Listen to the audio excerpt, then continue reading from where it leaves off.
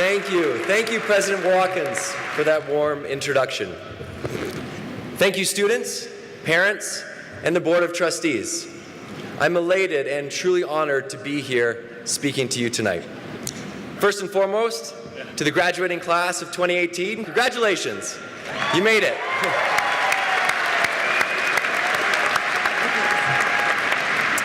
I feel privileged to be here tonight, and this experience has already taught me a lot.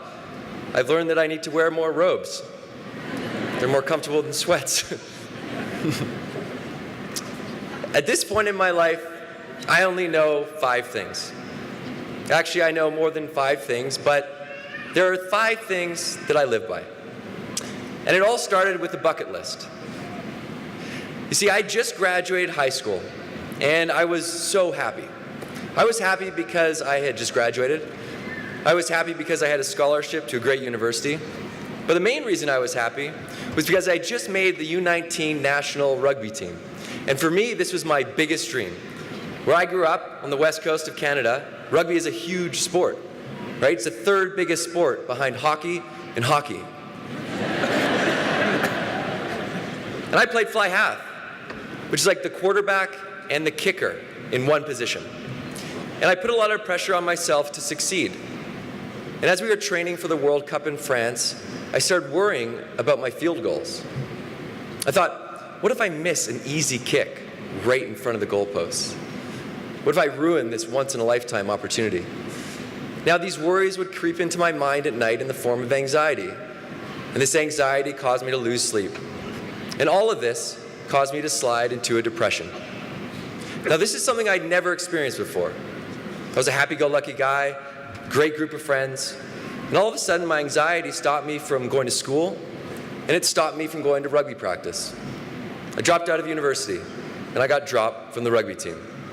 I became a shut-in in my parents' house, unable to leave. Now, these feelings lasted for months until my friends insisted that I join them to live and work in a new town for the summer. And only then did I start to feel like I was coming out of my fog. I got a job, and I started talking about how I was really feeling for the first time. I also met inspiring young people that were starting their own businesses and traveling the world. And after that summer, I made a decision to only surround myself with people that inspired me. I didn't know it then, but that one small decision would completely change the rest of my life.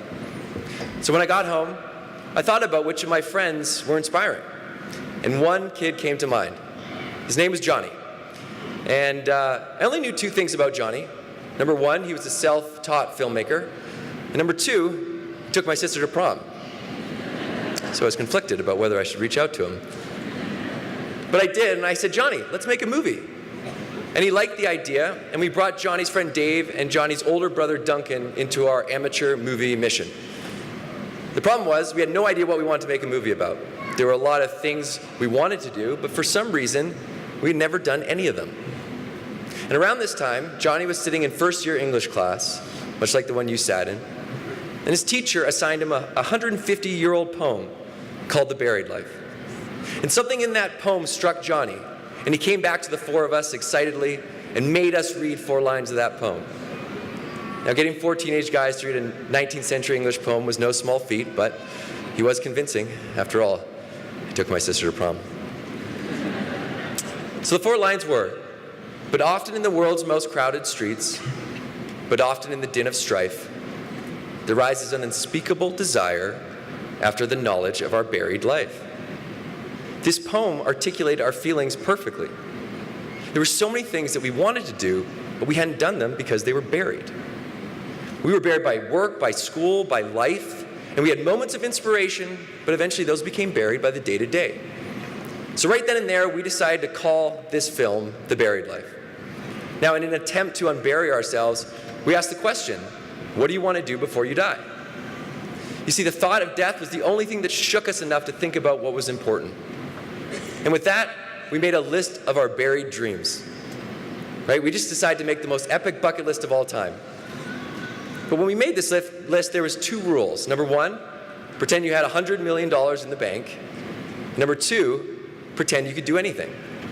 So if anything were possible, what would you do? Well, we would make our own TV show, go to space, write a #1 New York Times bestseller, pay off our parents' mortgage, tell a judge you want the truth, you can't handle the truth,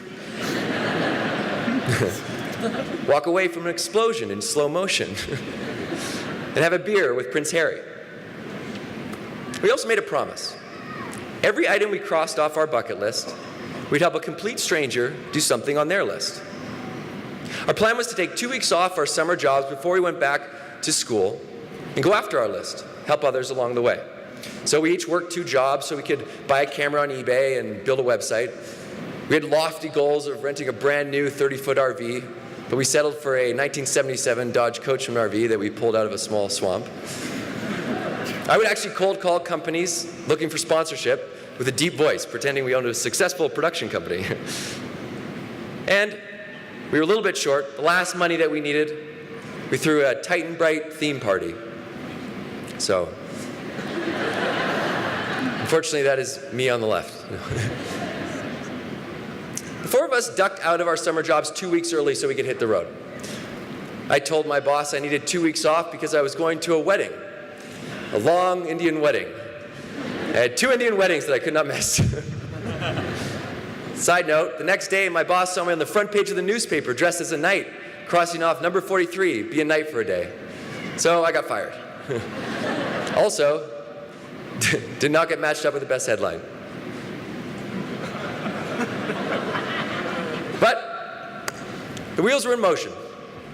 We hit the road for 2 weeks in our dusty RV and nifty matching t-shirts on a mission to tackle our bucket list and help others. And then something unexpected happened. People started hearing about our list, and strangers would reach out and say, I saw number 9, write a bull on your list. Well, my friend owns a bull ranch, he can help you. Or I saw number 41, make a toast at a stranger's wedding. My friend's getting married, I'm the best man, I can get you in. And then people would send us their dreams, saying things like, my biggest dream is to fly a fighter jet. Or, I've always wanted Morgan Freeman to read me a bedtime story. Can you help me? You see, the mission took on a life of its own, and the momentum didn't stop. To date, that 2-week road trip has lasted over 10 years. And the list items that I was convinced were impossible have somehow been checked off. List items like number 95, play basketball with President Obama at the White House.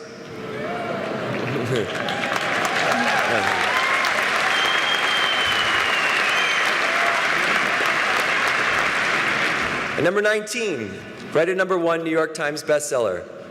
A miracle for guys that barely passed English class, and one who legitimately did not.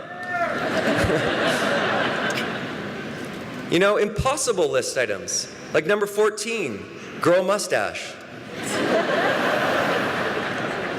Did we use mascara to darken our mustaches? No. Comment. We managed to cross off number 54, make a TV show, as well as sit with Oprah. Thank you.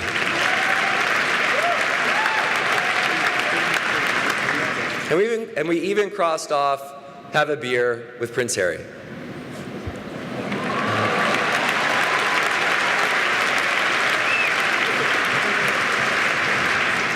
Although by the looks of it, it looks like I crossed off have a few beers with Prince Harry. So oddly enough, it's not these big list items that mean the most. It's been the times when we've helped other people do what they love that remain the highlight. But at the University of Utah, you already know this, because helping others is part of your culture. I heard about one student who's turning plastic bags into sleeping mats for the homeless who sleep outside during the winter.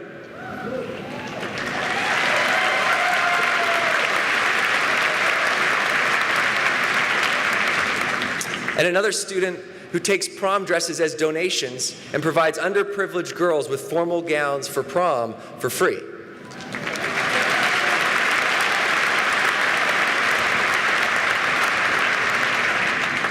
I heard countless stories like this, so when I visited Salt Lake a few weeks ago, I thought I would try and help someone cross something off their bucket list. Take a look. Ready to go? Okay. Are we ready? Okay. Good luck, everyone. because that was what I was raised around for the first few years. And then he started mountain biking and always did volleyball and was coaching multiple sports.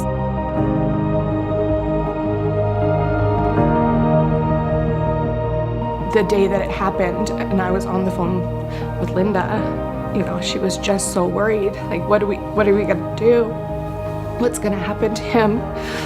And I remember sitting in my car with my husband, and I just said to her, if anybody can do this, Dad can.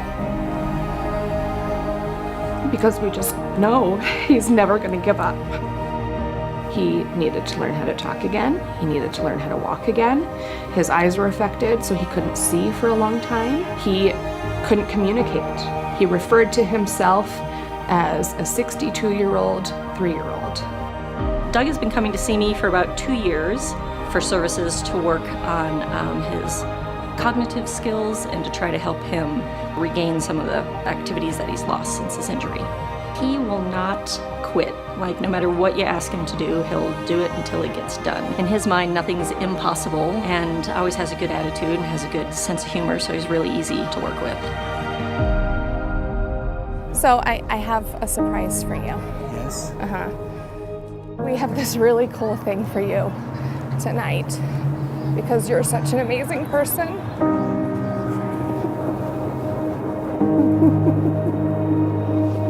I love you so much, Daddy. Hey, how you doing? Hello. I'm Ben. Hi, Ben. Nice to meet you. Nice to meet you. We know how much you love basketball. Oh. Yes. Yes. For him to be able to reach out to more people and through his injury guide others, whether it be hope or guidance or motivation, maybe that provides someone with like, oh wow, if he can do that, I can do anything.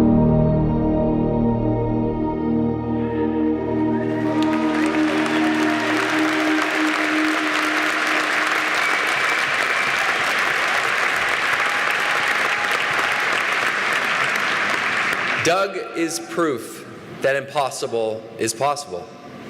Right? 4 years ago, he couldn't see. Now he's watching his first basketball game. Next on his list, play a game of basketball. And I have no doubt, with his tenacity, he will be back on the court.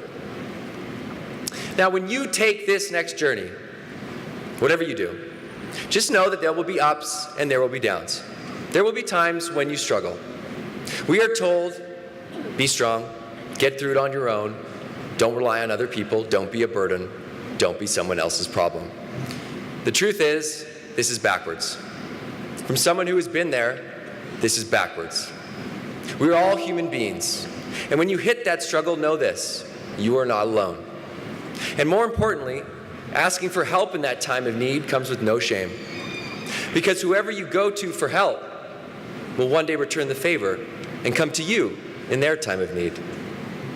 And this is the world we want to create, a world of connectedness and compassion. The truth is, any struggle you have overcome has made you stronger. Those battles have taught you things you never knew and taken you to places you never thought you could go. They have given you a depth of empathy for other people who might be struggling with something similar. You see, our struggles can be our strengths when we embrace them rather than try to hide them. Because this is our true self, and who you truly are is exactly who you need to be. Now, in order to be your true self, know this, that thing that you've always wanted to do is possible. I'm here to tell you, you can do that thing. Not only can you do it, but you must do it.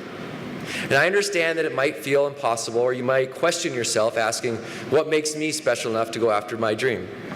Well, you're not special, and neither am I, and that makes us equal. You see, we were just young and dumb enough to follow our gut and not listen to anyone that told us it was a waste of our time. But that naivete is what fueled us. And as Henry Ford says, whether you think you can or you think you can't, you're right. Your job now, as you embark on this next chapter, is to stop and think about what's important to you. Not what's important to your parents or your friends or your teachers or your Instagram followers. Well, keep your Instagram followers in mind because they're pretty important. But think about what's important to you, in your gut and in your heart. And if that scares you, that's good. And if people say you're crazy, that's better. And if you can't think about what your passion is, feel what your passion is. What excites you when you think about it? Follow that feeling. Because if it's not what you really want, you simply will not have the energy to succeed. You see, it's easy to get buried by the everyday grind, to put your dreams on the back burner next year until next year. But we must not forget the words of the brilliant philosopher Ferris Bueller. Life moves pretty fast. If you don't stop and look around once in a while, you could miss it. Now take a second to think about your secret dream, right? What is it? And now that you're thinking about it, how do you accomplish it? My friends and I have managed to cross off nearly all 100 list items. And I noticed there are patterns of things we do again and again to accomplish any goal. As I said, I only know 5 things. So here they are. Here are the 5 steps to making the impossible possible. Now pay attention because this is literally everything I know, so it goes quick.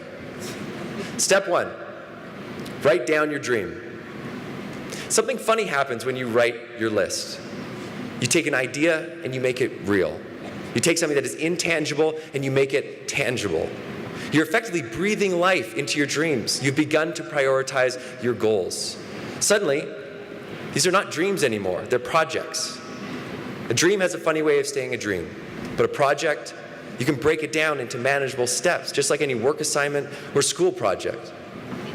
Studies show that people that write down their goals are 40% more likely to succeed. It's an easy 40%. Take it. Step 2, talk about your dreams. If you don't talk about your dreams, no one can help you. All right, one more time for the nosebleed section. If you don't talk about your dreams, no one can help you. Why would you want to do it by yourself? That is impossible. And I guarantee help will show up in the most unexpected ways. Because the only way we cross things off our list is through the help of other people. Some people don't talk about their biggest dreams because they're afraid of what other people might think, or they're afraid of failure. Well, failure is usually a course correction to success. And what you learn far outweighs any potential hit to your reputation. Step 3, persist.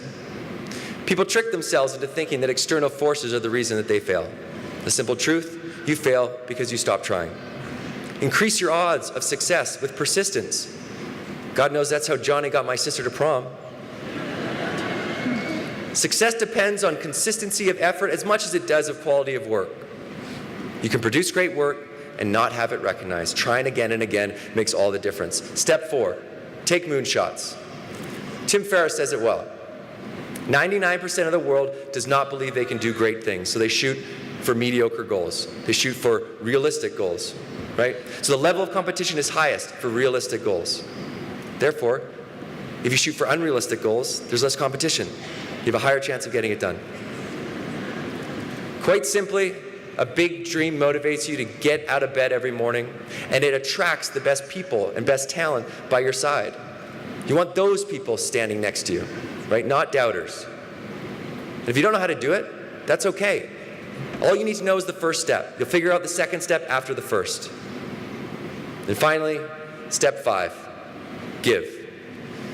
As you know, helping others fills you up in a way that doing things for yourself does not, and often brings you a greater sense of fulfillment. Not only that, it also helps you get stuff done. When people see you out in the world helping others, they want to help you. Jim Carrey says, "The effect you have on others is the most valuable currency there is." This rings true. Because when I look back, it's the times when I've stepped into someone else's life in a moment that means so much to them, like our friend Doug, that I know will stick with me until I die. Now I want to share 4 final lines from The Buried Life, the 150-year-old poem that started it all. A thirst to spend our fire and restless force in tracking out our true original course, a longing to inquire into the mystery of this heart which beats so wild. Don't stay buried. By doing what you love, you inspire other people to do what they love. And that ripple effect goes far beyond what you'll ever know. It's time for you to track your true, original course. Because today is the youngest you will ever be. Thank you so much. Congratulations. Thank you.